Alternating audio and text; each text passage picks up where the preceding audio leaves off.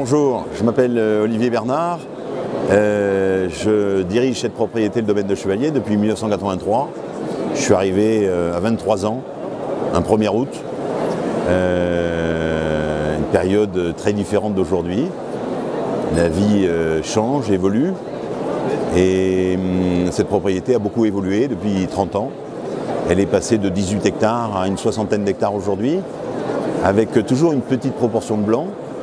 Donc aujourd'hui on fait 120, 130 000 bouteilles de rouge et puis 20, 25 000 bouteilles de blanc.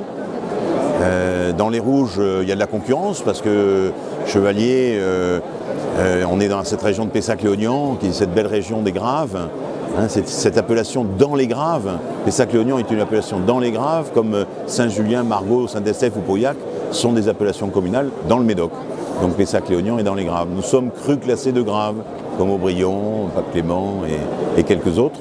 Nous sommes 15 crus classés de Graves, mais tous situés sur cette appellation Pessac-Léognan.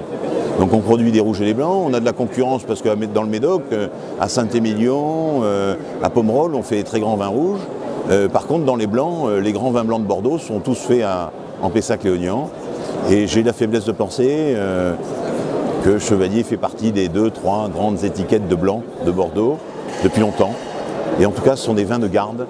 Là, je parlais avec quelqu'un et on parlait du millésime 98, voilà, qui est un millésime qui a une quinzaine d'années aujourd'hui et qui est encore magnifique.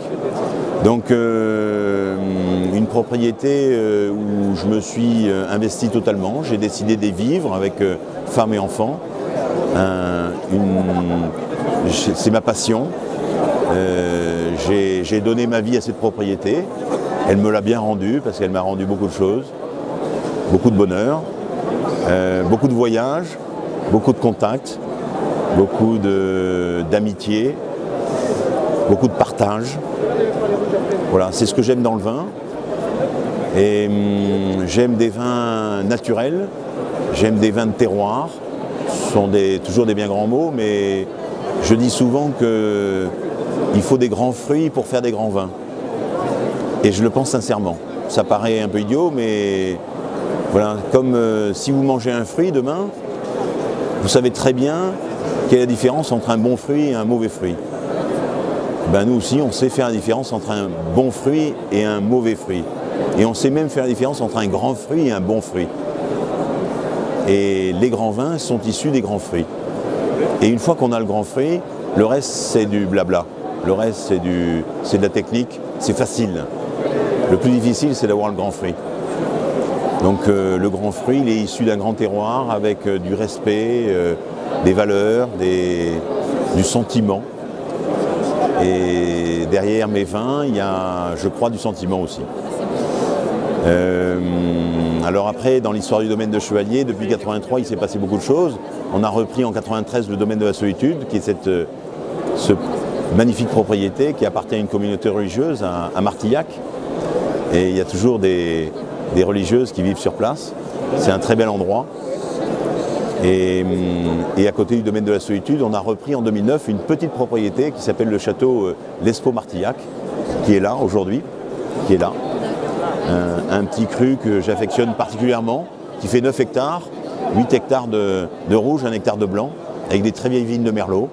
Donc normalement, chez nous, nos vignes sont plutôt Cabernet Sauvignon, à Pessac-Léognan. Ben là, j'ai du Merlot. Donc on a décidé d'aller faire un vin qui représente bien son cépage et qui soit bien en harmonie avec son terroir et son cépage.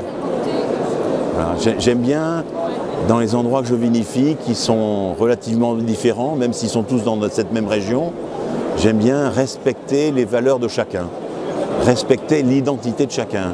Je n'essaie pas de faire du Chevalier à Martillac ou à la Solitude et je n'essaie pas de faire du Solitude au Clos des Lunes. Voilà, alors Clos des Lunes, c'est cette histoire incroyable qu'on a écrite à Sauternes, d'un vin blanc sec à Sauternes.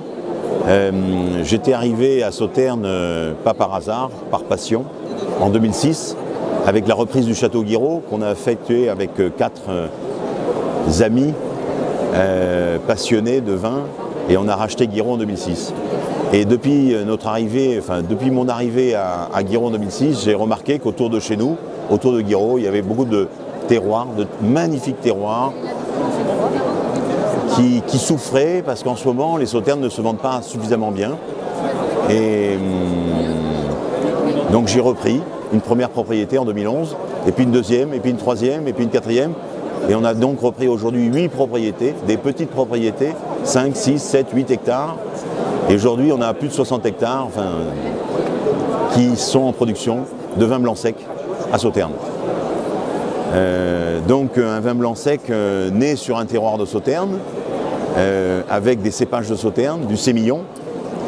Et donc on a 70% de sémillon et 30% de sauvignon. Ce que j'ai découvert là-bas, ce sont ces argilo-calcaires qui sont très intéressants au niveau de l'expression du sémillon et qui donnent une force et une vivacité au sémillon qu'on ne lui connaissait pas en Pessac-Léognan. Donc voilà, il y a des particularités en Pessac-Léognan, d'autres à Sauternes. Et sur ce Clos des Lunes, je n'ai pas envie de faire du Pessac-Léognan, j'ai envie de faire du sec de cette région de Sauternes.